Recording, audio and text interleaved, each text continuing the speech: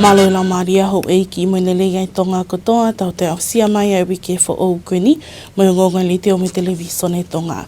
Whiawhia ki tanta le leiki mo tolu ki o mo uni o ngongo ki he whiawhi mo ni te koeni a hoa wa o sune. I he wakai ki ngahi tala no lalahi o hoa. Kei whehu ia pia te unga o ku iai ai to tongi huhui e ngahi ko ngā api o ku whonga tuai e langa o i halafuka kawa Funa Uta. Toka ngai whale alea ke toloi e huwhi e wafo Nomuka, mga te unga mei het eki ke kakato ai ngā awe ki ai. Pea mea pili ni siata o whakailungai ai katoa ngā e ako anga nāsaleti i kolovai i e wike ko o si. E e whak me wakai ki e ngongo me himala e o e sipo tika pehe ki e whakamatala ea whamuimui taha. Ka koe wakaile vai ni ki he whakaiki iki ko au popua aho. I he hoko atu e whemea aki ai whale alea i he pongpongi aho ni nei o hake ai e ka veinga ki paanga ki ono to tongi huhui e ngahi ko ngā api o kwhou mai ai langa o i halafuka kawa Funa Uta mi wholaha ki umusi. Ko e kawaingani na e whongi hakeia e he whawhawhunga kakai o Tongatapu whitu pi event piukala o pehe.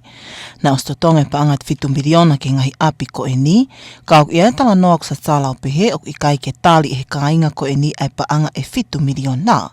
Ka au nau whie mau ai paanga e tātaha miliona ke he totongi huhu i. Nai ai e whilafuaki i he whareni, he kau aki pia mo e pehe koe 7 miliona, e ngau e pure anga koe ni kohiri, aini nai toko se tau koosi. Ke ki whamalala mai he kulahi e ngai whamatala whawheko taki mai, he kau aki pe mo isiu koe ni, ka nau kulau hifo he kaniwa he pongpongini, o kua uia taha 4 miliona. Kau ku o gai mahu inga ia heni he nā ku whakatala noa au, sea ki he minista mālolo, whekau akto ka hai uhinga, o ku malawa i umea ko nike hoko. Nai ai ne tari o pehe, nai o sloto pe ai ta whaakia koe ni ki umusi, ke nau compensate i he 3 miliona. O ku whakawhakawha e nau hu mai he fo i waha taimo ni e tala mai, nau hike nau tolu ke tau miliona. Ka kuongo whakamamahi he ku e taimwena nau hangai nei o laki whaia e nau assessment ni. Nei whai whekumi ke he revenue, whekau akpa mo e nau revenue. Ai kou nau claim loss of revenue, he toi nau lista o tahtaha. Ke whakahoa maari e. Nei kai ke aha whahinga indicator po whailonga, o ko e whalere ai business koe ni e tene mau e tahaua miliona he tau e taha koe ni. Pera pau o ku mooni e nawanga e nau kreimi o kai ke reflect mai he tuku hau. Lo tonga ni nei whamala alai pale mia mālolo, ka koe whawhawhunga kakai o Tongatapu ni māto ke tā aisake eke o pehe. Ko e tau ko sine te eke ke totongi e he pule anga ko o si hapa anga, ka koe ngau e savea pe na e whakahoko. He pehe koe ni tuaki pehe ko si wai 7 miliona na e totongi he taimi koe na mau ke pule anga o sea. Ko e ngā koe au aia koe pehe koe whilawe enu me totongi hui. I he kere koe ni whia maa ki hoi no langa koe ni o e lawhakawawa sea. Ne teke nai sea e hongo 10 miliona na e hanga e pure anga he kaupapanga o tonga o tuku ke ngā koe ia. Koe whakatau ke kup tahawalo koe koni stutone, ka pau waha api ku tok. Ko hika ngai ngau e whakapure anga ko pau ke whahino totongi hoi ki nao to. O taimi na mau kei pure anga e ne kei whai ngau e ia, a putungai ngau e pa pehe kei pure anga ke he putungau e kere ke nao whahino whakaiti. E ngai apko whilawe i hanga tonu, pia mo i ngā hi tuanga koe fōa tuai ai hala whakawakawa. Ke nā whakapapau i ko hai mahau inga. Pene o si ua pia whai ngā e ko ia, o mahino, ai ngā hi whemahino aki. Ka naipi kau taha ku nai mea ki ai e whitu. Kau taha ta whako ni ki he tawhangi mawhanga. Ko koe ni ko sumea mai pe he uiki ai paremia ko lawa. Ka koe taha ia mea nai whai tala noa mo nau tō.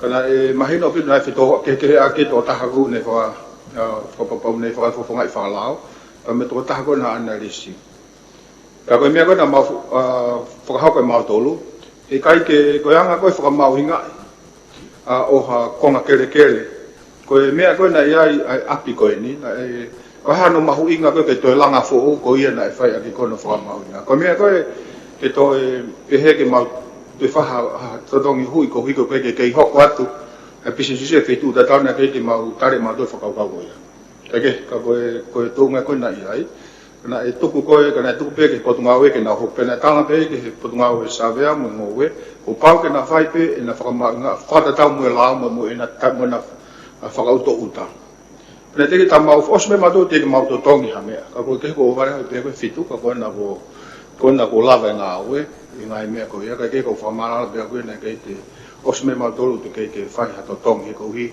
o se pe na hiare pau ia mo na to fitu ta fa ko ki ko la ha ke na famoni pe i he ke ka hoko nga we kana tu famo pa ko ha to tongi ko na felo to e to tongi hui Kai ke hene me pale miano pe whawhanua na whamu lea pau e pule anga me pankea Asia i hopi ke ko osi, ke whakakata ngai whiema o ke plo seki langa whakawakawa ko i ni, ai au i kai ke te iai ha mea ke whawhi atungia i aki, ai langa oi hala whakawakawa. Ko e hawhakawakawa, se hawhakawakawa na e whamu lea pau e pule anga ko osi, pa mo e panke Asia i tau ko osi. Se a mai ke tauni na tokla pe pure anga o whapapau i ai ngahi a rea na whima ke whakakato ke project ko e ni whikawaki pa moe kere i mai na ko osi sea. Pako nea koe ki taimi niu ki to iaha mea ki ne hanga whaatungi ai mo ta ofi ai hoko atu ngā koe ni ka ku oku lere pe a ngā wese o ki kia ha mea ki ne hanga whaatungi ai koe ngahi a rea koe ni kere na e whaingata pea ku tau o slau tau tolu hoko atu mi hai seo ki tu ia papare mai i ta whakoe ni ki mawhanga pea pehefo ki ta whakoe ni ki wholaha seo. Kai ke hena i kai ke tuku mai ha ngai whikapau ke paanga o te tongi huhu i mo e lahi ngai whamili o te tongi huhu i kia e puli anga, ka koe kawe ingani e Moimoi i ofi heo ngongoni pe e tok tuku a te whaiki a Moiangi. O ku lahi e lao lea ke makatuunga o i tolo i a huwhia wafo Nomuka, aina o sfotutu ke huwhia aho wha o siulai ki mua pe to kanseli mai me he pot ngawe ngawe langalalahi ai pule anga i he wike ko o si pe. Nei o hake ka vengani i he whimea aki ai whalea lea i he pongpongi aho ni e he whakawafonga kakai o Tongatapu fitu piveni piukala. Ko e tokanga, ka uhine tok mahina pe i he whalaite wike ko osi, ai toloi ko e ni. Ka ko os i tongani e ka wholau mi topule anga ka uhi koe tewe katoa ngai oi huwhi oi wafu fo o Nomuka. Nei tali ke ka vengani pale miano pele whawhanua ne pehe, ko e makatuunga e toloi ko e ni tupu me he tai whia maali e ka inga o Nomuka, ke he tuunga o ia e ngā ui ke he wafu i he mahino, o ke whia maa o ke whakakato ai ngāwe whateknikale ki ai, ke mo a pea toki huwhi. Ko e tutun koe ki he wafu ko Nomuka, nei whai pe e whimea aki pea moe tekmatofia, ko e tampinis kauni o ku tuiwhare o, ko e whekao na mai me i taumua sea ke toroi hono huwhi. Mātou ngai ni i he ngai whamatala ko mai whekao aki pia moe tai whimaria ka inga ke tunga ko ke wafu. Neoga ko e wafu ko e ni, ko e project ia na e take aki mai ngai tau lahi. Na e kamata ngau ko e ni e poate ki wafu pea na e to'o me he poate o watu ngau ko ia e pun ngau ko ki ngai ngau lalahi pea na e to'o ia he mista lotonga ko ngai ngau lalahi ke whakau hene ka venga ngau ko rak ahwe te au ki whakakato ngau ki wafu pea whatatau ki scope ngau ko wafu ko kakato ngau ki ai kau ke ngahi mea wha teknikale sea o ku mātu ungai no toloi hono huwhi ke tok whakakato a mui pa ku lotonga whai siu ki ai sea. Lotonga nina ia me tokanga ke tuunga o fise mi teki i matatoa i he mahino ko kakato ai langa ka aku tuai a hono huwhi. Na toi whamahino no pele whawhanua ko kei toa pule anga ine awhio i ngahi o wau tāna ki tuunga ngahi Universite Pacific Tonga, ka e toki liwaki mai ki Tongani pe e tok whapapau i ai aho ke hōwhiai ai ofisi mei te ki i matatoa. Pea, nai me ai pilinisiata ke whailonga i ai whale ako fo ou o apia ko Nasaleti i Kolovai i he wike ko osi. Koe konga ngāhi polokalama ne whakatutu o ke whailonga i ai tau e wangia o ako anga ai nei whakahoko me ngāhi polokalama kehe, nei whakatahatahat ke ai whānau ako me ka wako tutu ko Nasaleti ke whakawhiwhia i ai makamaile mahu inga koe ni. Ko makamaile mahu inga i he siki toa o ako, ko kātonga i apia ko Nasaleti, Kolovai, ai senturi e ua o ako anga, talo mihona whakotuu i e kau fuafua ngā ue whakamisnale mai ki Tongani i e tau tahawalu ua o no. I e tau e wangeau koe ni, ko ako i mo teu tangata i he ako angani, ani ihi o hako tupu o e whonuani, i e ako whakaekitemika, lotu, kai umaa ai ngā ue whakataha. Ko kātoanga koe ni, nei kau mai kia e whānau ako lolotonga, ko listu tuku, me ngai me mipa o e kolo, ki no kātoanga i ai historia mahu inga o e ako angani. Ko kātoanga koe ni nei ka mataya i aho whalaite, a ki ahona hōwhi ai whale ako fo ou ai ako anga. Ko whale ako eni nei whakapaanga i he malumalu e polokalama tokon a siapani, o lava ai o langa ai whale, pia tok whakakakato ahona whakanau i e whingau e aki pe ai ako anga, mo i kau taha ai mātua tau i whanau, mo i kau whai ako, PTA, o whakotu uai me ngai kompiuta ke whakaaonga i he whanau ako ki he whinga ko. Nai hokoat e kātoanga ki hoa e whiawhi o whakahoko ai e whakaari ali mama, ai ane me ai a pirinisiata koe whakawhi whalangangi. Lolo tonga e polokalama, nai me ai a pirinisiata o ne whakamatala o pehe o iai pe ai whiwhia makehe i he kātoanga mahu inga koe ni, ka tau te whito ki no kātoanga i a senturi e ua o e lotu. Kau wako lolo tonga mo kau wako tutuko e apeako o Nasaleti, tau kātoa mai e kere o lotu, e whiwhia makehe, kūlongolongo kātoanga, pa kūlongolongo eki. Kere angata motua. Mai whiwhia makehe, tau heni he lau maari e lerei, me lau maari e whiwhia. Mai o whalahat ka teke mō tolu, mō lau mei muri, eu mō mamata mai he ope. Tau ausia mai ki he senturi ua e lotu, au mai ki he senturi ua e ako. Pe kia hārea, ko he whamalo ia pe he alofa e ki tau toi ausia mai ki he senturi e lotu. Whai ai ha aloto e tai honga ia mo whiwhia, tau kau he lau, o whalahat ka teke mō tolu. Hiri e polokalama whakaulo mama, nei whakahoko ai e polokalama whakamiite ai ako lolotonga, mo hoa ilo ki ono tari o kolistu tuku, mo whakawhi ilo aki i he holo whatu whala i whale la lava o lovai. I he aho tokonaki nei whakahoko ai e laka whakato wako ai kolistu tuku, mo e ako lolotonga. Ai nei ka mātaia me hake anga o lotu, i he whau taupe, ha tafu ki Kolovai, ki e whale lotu o huhu i Kolovai. Hiri e polokalama laka, nei hoko atu ki ai mo o wau tuku pale, i he malae toa ko po walu Kolovai. Ki ono whakailonga i ani ihi o kau koristu tuku, ko nau mālolo, kāna nau hoko ko kau paionia, mo kakai mau inga o e ako anga.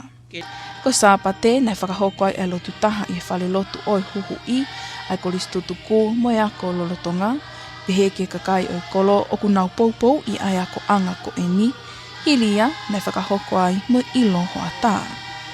Ko senturi ua eni o e ako anga, ka aku kei hokope ai ako anga koe makamaile i e sektoa o e ako, lotu, ka pehe ki hene ngahi kakala mahu inga o kune teu i ake e whānau wako lolotonga. Ko kātoanga koe ni o ka amanaki ia ke whakaosi i he ahoni. Ma ai o ngonga le tio me televisione Tonga, ko auritea Tongatapu.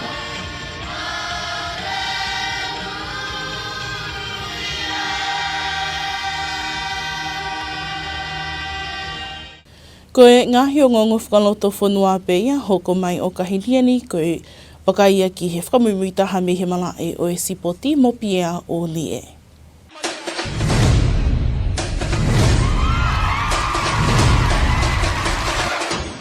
I he whetaki ni mai komisoni whamawhora rea Tonga me potunga au e ngahi ngā ue whaloto whanua pē mia.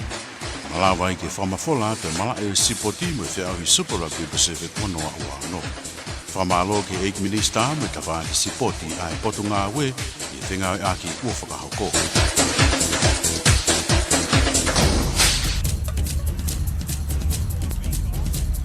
Malome tau ke i whiloa ngaki koe whakaini ki malae o e sipoti.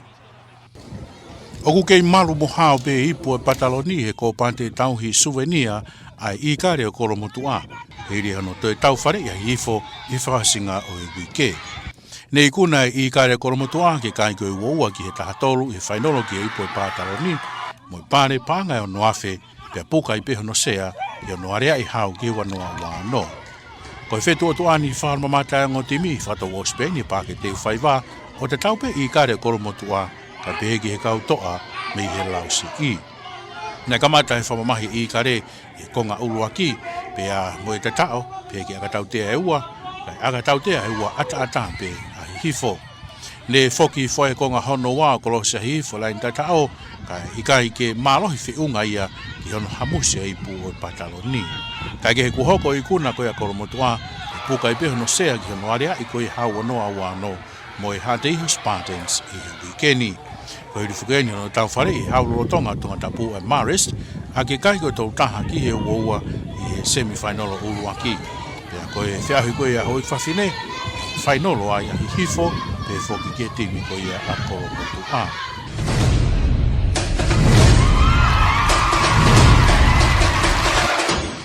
I he whetaki ni mai komisoni whamawhora rea Tonga me potunga au e ngahi ngā ue whaloto whanua pē mia.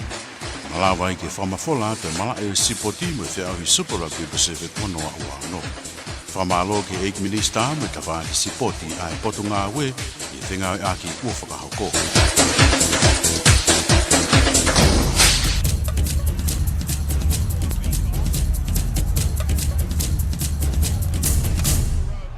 Ko e ngongo sipoti ia mo pia o lie, ka koe whakaile vaini ki he whakamatala ea. I ono tuku mai me he senta whakamatala ea Tonga I whaamotu mo pesa kuina.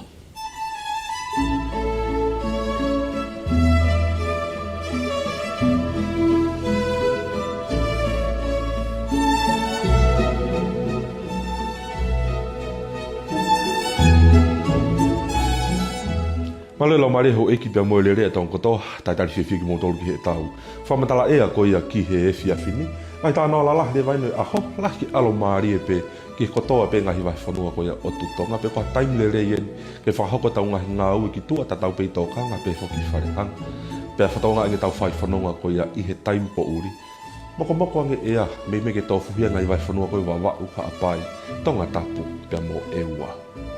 Mokari amni tau I misat te laite, whatonga iangi mei he ongo niwa, wawa uha apai. Tongatapu pia mo e ua lahi ke alo maari e pe.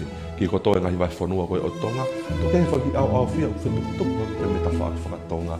Malape kene o mai whaki uha tu mo tō maa pe ki ngahi vai whanua nihi koe o tu Tonga ni. Whatokanga rewani ki ngahi vai whanua, o kei tu pe whatokanga hako, ki kotoa pe ngahi vai whanua koe ia o tu Tonga. Whatonga rewani ki ngahi potu tahi ke mea I he kau wholau tahi, ka pe he kau tau tahi, o kei tu pe whatokanga hako, pe au lalahi pe au moi whare he whaki waka iki, ke tokanga he o ki tahi, ki he kotoa pe ngahi po tahi ko ia o tu Tonga. Ka hi pasifiki ahu ni mangoe ka hoko mai whatonga iangi, tau fuhia kotoa pe ngahi vai whanua o tu Tonga iha alo maari, malape ki ai moha uha tu umato ia ngai wheitu upeni I. Ka pe whoki e tau toka anga matangi ki iangi pepe me he Tonga, pia mo Tonga hake ki he aho e ni mangoe ka hoko mai ki he o tu Tonga. Kai tau whai whanonga ko ia I he whiawhini ko ki a pongi, whatonga iangi. Ongo niwa, wawa uha apai, Tongatapu pia mo e ua laki alo maari e pe. Tuki hanga taime au whiai whotunga langi, malape ki ai moha uha tu umato ia ngai wheitu upeni I. Ke iangi pe tau toka ngā matangi pe me he Tonga mo Tonga hake o au pe ki he maile tahi. Ua nima ke tau noa ke kotoa pe ngai po tahi ko ia o tu Tonga. Paula tahi lewa koe fua mawhana ke poni whatonga iangi. Tau pe ke tingini se sia se taha ono ki Tongatapu pia mo e ua. Pia mairi moko ange ea tau te whito ki wawa uha apai. Tongatapu pia mo e ua. Pe tingini se sia se watoru ki he ongo niua. Whamatalai ke pongpongi whatonga i tau kei whea te moha alo maari mi he ngoni wa wa wa uha pai Tongatapu pia mo e wa tuke hanga taime au fia whotunga langi malapi e moha uha tu umato maa pe. Tonga hake pe tokanga matangi o au ki maritahe wanoa ki huanima ki houa ki kotoa penga i potahe koe pong ai otu tonga a pongpongi. Paula taha lewa koe fua mawhana ke pongpongi tigilise siase wanima ki Tongatapu pia mo e wa pia upeke tigilise siase wa walu niwa fooga pe foki ki niwa Tongatapu. Taimi hua pia moi mamaha koe tahi mātau kaya i he toi minite hongo fulu pia hoko totonu ai walu he whiawhini tau maari os minite hongo fulu pia mehe ua a hengi. Koe la a moi mahina a manaki ke hopo la a pongpongi os ta fitu me fitu pia tō ia i os minite walu pia mehe ono e whiawhi pe ko ia a pongi. Tō e mahina tu a pō koe poni os ta taha pia mehe taha pia hopo ia a pongpongi i he os minite hongo fulu pia mehe taha ho a ta a pongpongi.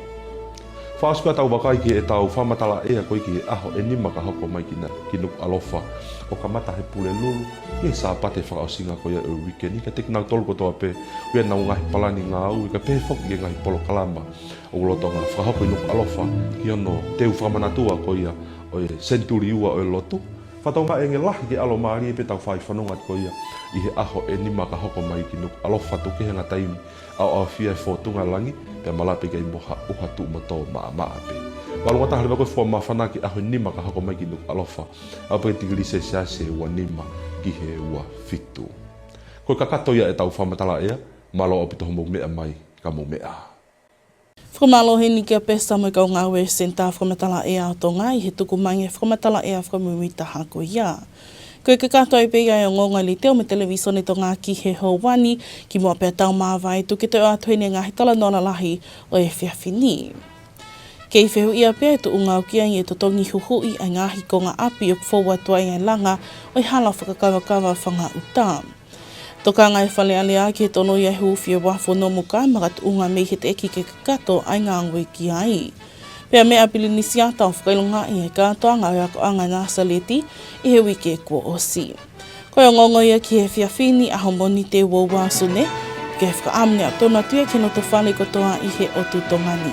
A tuene whamanatu e lawa ki mōtoi wakai ki ngā hio ngongo koni i he mau website ki www.tbc.to.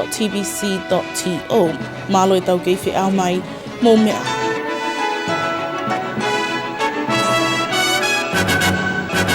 Good evening and welcome to another week with Radio and Television Tonga News. I'm Popua Aho with your English news package for this Monday evening, June 22nd. Today's top stories. Parliament discusses compensation for families and landowners affected by the Funa Uta Bridge project.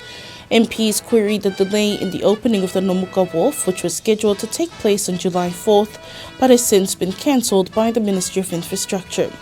And Nasaleti School, the Free Wesleyan Primary School at Golovai, celebrates 200th anniversary over the weekend. More on these stories coming up, as well as a look at the latest from the sports scene and the latest weather updates. Now, here's the news in detail.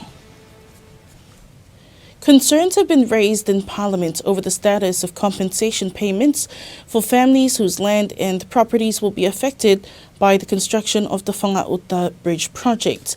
The issue was brought before the House by Tongatapu 7 People's Representative Bicentennial, who questioned reports surrounding compensation for affected landowners. According to discussions in Parliament, an estimated 7 million pa'anga has been allocated for compensation. However, the Tongatapu 7 MP raised concerns that reports indicate that some affected families have not accepted the proposed amount and are seeking compensation closer to 11 million pa'anga.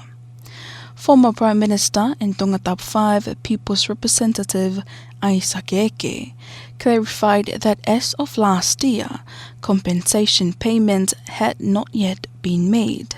He stated that the government work at the time was limited to conducting land surveys and property valuations to determine the value of affected properties.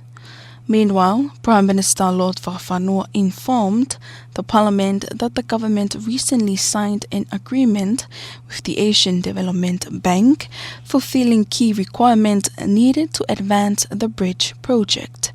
He said there are no longer any major obstacles preventing the construction from proceeding. Despite the updates, questions remain over the compensation process.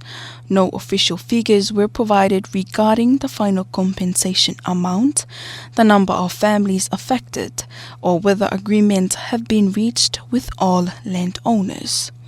The Funa Uta Bridge project is expected to improve transportation links across Funa Uta Lagoon, but the issue of a fair compensation for affected residents continues to be a matter of public interest. Reporting for Radio and Television Tongan News, I'm Litea Tongatapu. There's been considerable discussion about the reason for the delay in the official opening of the Nomuka Wharf, which had previously been scheduled to be opened on July 4th. The matter was raised during deliberations in Parliament this morning by Tongatapu 7 MP bicentennial.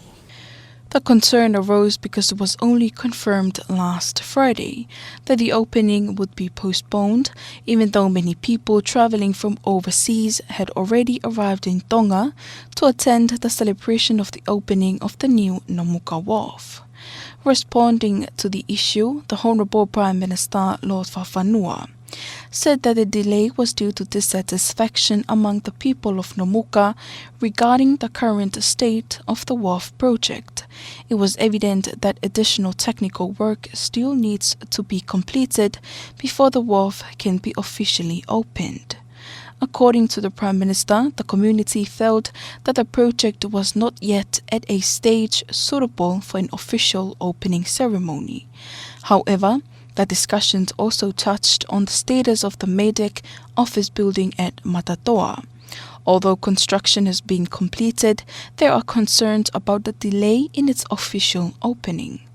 Lord Whakawhanua further explained that with His Majesty currently fulfilling duties abroad, a new date for the opening ceremony will be confirmed once His Majesty has returned. Reporting for Radio and Television Tongan News, I'm Litea Tongatapu. And students, ex-students, and the Free Wesleyan Church gathered to celebrate the 200th anniversary of the Free Wesleyan Primary School in Kolovai, Nasaleti, which was marked by a number of celebratory events over the weekend. His Royal Highness Prince Ata officially opened new facilities at the school on Friday and was guest of honor at the celebration events that followed. A significant milestone in Tonga's education sector is being celebrated as Nasaleti Free Wesleyan Primary and Middle School in Kolovai marks its bicentennial anniversary, commemorating 200 years since its establishment by the first Wesleyan missionaries to Tonga in 1826. Over the past 2 centuries, the school has educated and nurtured generations of Tongans, contributing to their academic development, Christian values, and spirit of community service. The celebration has brought together current students, alumni, and members of the wider community to honor the school's rich history and lasting legacy. The celebration began on Friday with the official opening of the school's new computer laboratory, followed later that evening by a ceremonial lighting event. His Royal Highness Prince Ata attended as the guest of honor and officially illuminated the commemorative lights. During the program, Prince Ata expressed his special joy in joining the celebrations, particularly as the event also commemorates the bicentennial anniversary of the Christian faith and service in Tonga. Following the lighting ceremony, current students presented cultural performances, while alumni were formally welcomed and a meet and greet held at Fatufala Hall in Falelalava, Kolovai. On Saturday, alumni and current students participated in a commemorative march, beginning in Fautaupe, Ha'atafu in Kolovai and proceeding to the Huhu'i Church at Kolovai. Following the march, participants gathered at Toakopowalu Cemetery in Kolovai for a wreath-laying ceremony to honor and remember former students and pioneers of the school whose contributions helped shape its history and legacy.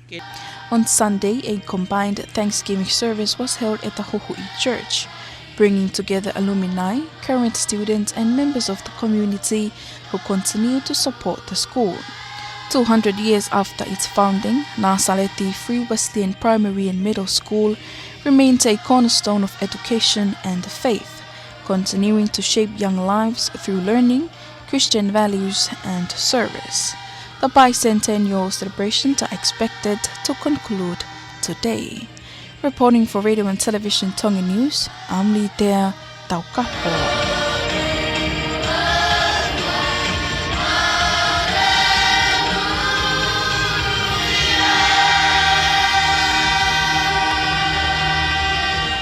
That's your local news for tonight. After this break, sports is up next with Pierre Ollier.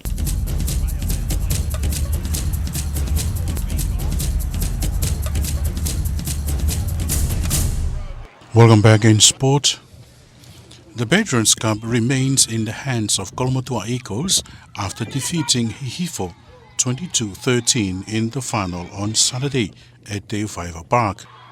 The back-to-back champions claimed the trophy, a cash prize of 6,000 per anga, and secured a place in the final of the 2026 Tongatapu Rugby Sub-Union Tournament. Both teams ended the match determined to lift the title, but Kolomotua proved too strong and successfully defended their ground. The Eagles made a strong start, scoring a try and adding 2 penalties in the first half. Hihifo responded with 2 penalties, but Kolomotua led 13-6 at half-time. In the second half, Hihifo crossed for a try and showed a strong defense. However, Kolomotua's accurate kicking game proved decisive as they held on for victory. Meanwhile, Kolomotua also secured the final berth after defending champions Hadi Spartans defeated Marist 31-22 in the first semi-final. In the women's division, Hihifo and Kolomotua have booked places in the final after defeating Tonga Police and Kolofo'o respectively in their semi-final matches.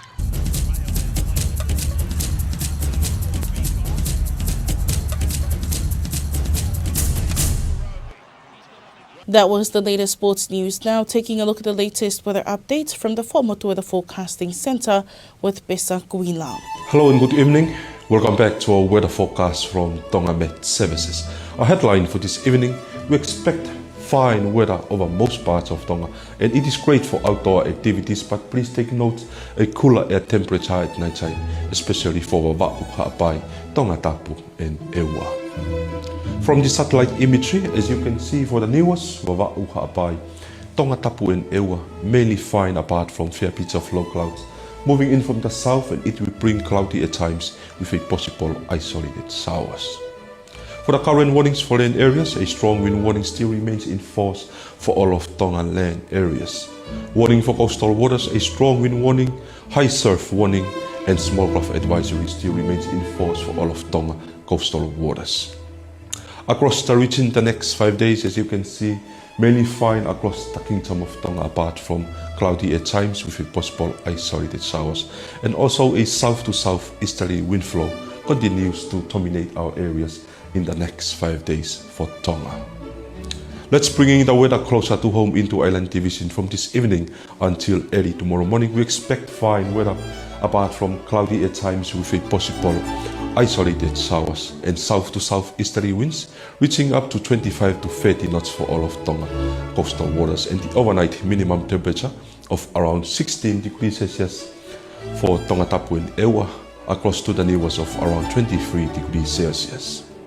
Forecast for tomorrow, we expect a similar condition with a mainly fine across Tonga apart from cloudy periods with a possible few showers and south to southeasterly winds reaching up to 20 to 25 knots for all of Tonga coastal waters.